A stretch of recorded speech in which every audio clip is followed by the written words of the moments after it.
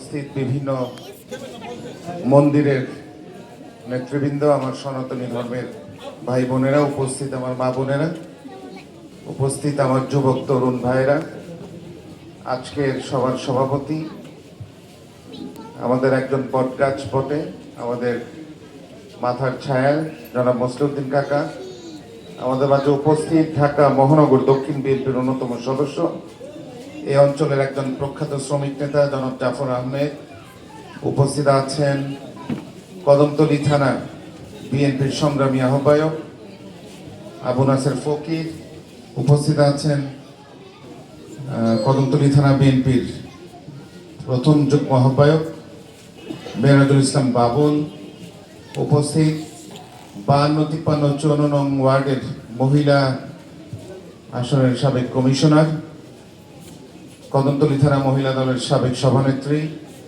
কদমতলী থানা বিএনপির যুগ্ম আহ্বায়ক খালেদা আলম, উপস্থিত ওয়ার্ড বিএনপি নেতৃবৃন্দ এবং অঙ্গ সহযোগী সংগঠনের নেতৃবৃন্দ, আসসালামু আলাইকুম। অনেক অনেক শুকরিয়া জানাচ্ছি, ধন্যবাদ জানাচ্ছি, আপনারা দীর্ঘক্ষণ বসে আছেন। প্রিয় এলাকাবাসী, বিগত 18 বছর যাবত অনেক সমস্যায় আমরা জর্জরিত হয়েছি।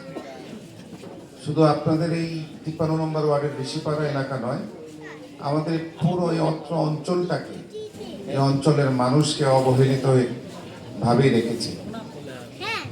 বিনা ভোটের এমপিরা, বিনা ভোটের কমিশনারগণ এবং দুর্নীতিতে নিমজ্জিত বিভিন্ন সরকারি দপ্তরের কর্মকর্তা কর্মচারীরা তাদের দুর্নীতির কারণে আমাদের এলাকার মানুষ অবহেলিত ছিল। রাস্তাঘাট থেকে শুরু করে আপনার গ্যাসের সমস্যা, পানির সমস্যা, বিভিন্ন সমস্যায় জর্জরিত আমাদের এলাকা।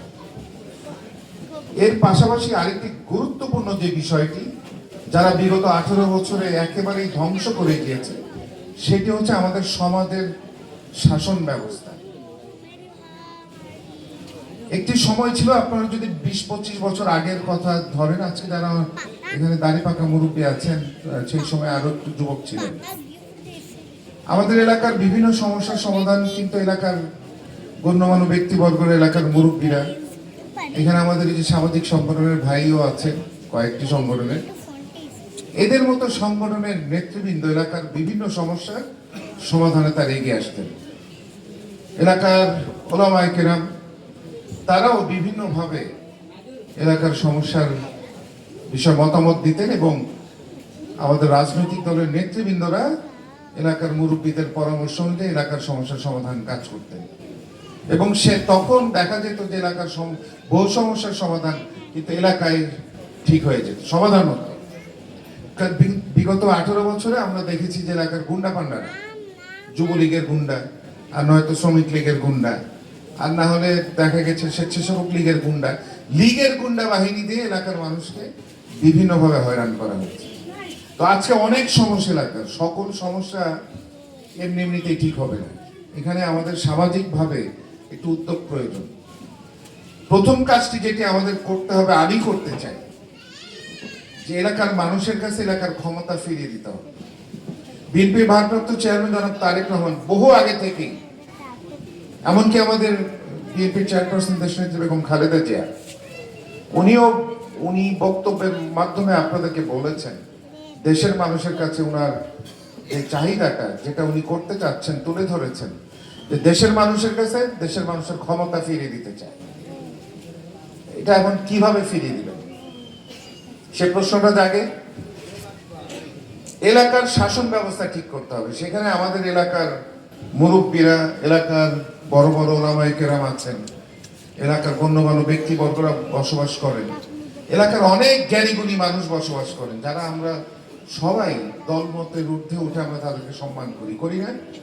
এরকম অনেক মানুষ আছেন আপনাদের সমাজে। সেইখানে ওই যে আমাদের বিভিন্ন সামাজিক সংগঠনের নেতৃবৃন্দ আছেন, তারা সমাজ নিয়ে কাজ করে। আমাদের অনেক মেধাবী তরুণ যুবকরা আছেন, আমাদের ছাত্রীরা আছেন। এখন যুগের সাথে আমাদেরকে পাল্টাতে হবে। আমাদের আজকে আমাদের সন্তানরা অনেক মেধাবী, তারা মতামত দিতে পছন্দ করে, তারা সমাজের বিভিন্ন বিষয়ে তারা কাজ করতে পছন্দ করে, তাদেরও জায়গা করে দিতে হবে। আমাদের এলাকায় একটি জায়গা তৈরি করা দরকার। আমাদের মহল্লায়, ধরেন ঋষিপাড়া, এই ঋষিপাড়া একটা মহল্লা, এই ঋষিপাড়া একটি জায়গা তৈরি করা দরকার যেখানে সকল শ্রেণী পেশার মানুষ, হোক আপনি বাড়িওয়ালা, হোক আপনি ভাড়াটিয়া, আপনি দোকানদার, আপনি টং দোকানে চা বিক্রি করেন, হোক আপনি রিক্সা চালক, কিন্তু আপনার সমাজে বসবাস করে, তারা এই সমাজের অংশ। আমাদের একটি জায়গা তৈরি করা দরকার যেখানে এই এলাকার মানুষ, এই সমাজের মানুষ, সকল শ্রেণী পেশার মানুষ এলাকার সমস্যার বিষয়ে একটি জায়গা পাবে যেখানে এসে সমস্যার কথা তুলে ধরবে। নির্বিঘ্নে, নির্ভয়ে মানুষ তাদের এলাকা কিভাবে ঠিক করতে চায়, কোন সমস্যা তারা দৈনন্দিন মোকাবেলা করছেন, অসুবিধা ফিল করছেন, এই সমস্যাগুলির কথা বলার সবার আগে একটি জায়গা তৈরি করা দরকার। এবং সেখানে যাদের কথা আমি উল্লেখ করলাম তারা বসে সিদ্ধান্তে পৌঁছাবে বা সিদ্ধান্তে উপনীত হবে যে আমরা 10 জনের মতামত দিবে, 10 জনের মতামতে যে আমরা এইভাবে এলাকার সমস্যার সমাধান করব বা মোকাবেলা করব। সেইখানে আমাদের দল বা অন্যান্য রাজনৈতিক দলের নেতৃবৃন্দ তারা আপনাদের পরামর্শ অনুযায়ী এলাকার বিভিন্ন সমস্যার সমাধানে কাজ করতে পারে। এবং সেটি যদি আমরা করতে পারি, দেখা যাবে আমাদের এলাকার অনেক সমস্যা আমাদের পুলিশের সহায়তার দরকার হবে না, বা আমাদের কমিশনের সহায়তার দরকার হবে না, বা আমাদের একজন সংসদ সদস্যের সহায়তার দরকার হবে না। এলাকার সমস্যা এলাকার মানুষ বসে সমাধান করতে পারে। হ্যাঁ, এখানে অনেক বিষয় আছে যেটা প্রশাসনিক বিষয় থাকতে পারে, অনেক সরকারি সিদ্ধান্তের বিষয় থাকতে পারে, সেখানে জনপ্রতিনিধি যারা থাকবে তারা এখানে এসে আপনাদের সাথে কাজ করবে। প্রিয় এলাকাবাসী, আপনারা এখানে, আমি মনে করি এলাকার এই 53 নম্বরের সবচেয়ে বড় সমস্যা জলাবদ্ধতা। অন্যান্য আরো অনেক বড় সমস্যা আছে, কিন্তু সবচেয়ে বড় সমস্যা জলাবদ্ধতা। যদি বৃষ্টি হয়, সবার আগে দেখা যায় আমাদের 53 নম্বর ওয়ার্ডের অলি গলি পানিতে ডুবে যায়। এবং যদি আপনি শতকরা হিসেবে রাস্তাঘাট হিসাব করেন, আমি বলবো যে শতকরা 90% বেশি রাস্তাঘাট পানির নিচে চলে যায়। এইখানে দেখা গিয়েছে যে বিগত 18 বছর যাবত শত শত কোটি টাকা, মেবি হাজার কোটি টাকা তারা বরাদ্দ করেছে আমাদের ডিএনডি বাঁধের ভিতরে যে এলাকাগুলি পানি নিষ্কাশনের জন্য। এবং এই পানি নিষ্কাশনের বিষয়ে এই এলাকা থেকে অনেকে আছেন যারা অত্যন্ত সচেতন, তারা অনেক সময় আন্দোলন করেছেন। এবং এলাকাবাসী এত উদ্বেগ জানানোর পরও কেন আমাদের এলাকার, বিশেষ করে 53 নম্বর ওয়ার্ডের এলাকাবাসীরা পানির মধ্যেই থাকতে হচ্ছে। বর্ষার দিনে তো পানিতে ডুবে থাকে এলাকা, কিন্তু শুকনো দিনগুলো তো যেই ভরা যখন গরম থাকে সেই সময়গুলিতেও আমরা দেখি যে এলাকার রাস্তাঘাটে পানি থাকে। এবং এলাকার পানি থাকার কারণে এখানে ডেঙ্গু, এখানে চিকুনগুনিয়া, বিভিন্ন পানিবাহিত রোগে আমাদের এলাকার মানুষ রোগে আক্রান্ত হচ্ছেন। এবং অনেক মানুষ, আমাদের অনেক স্বজনরা তারা মৃত্যুবরণ করেছেন।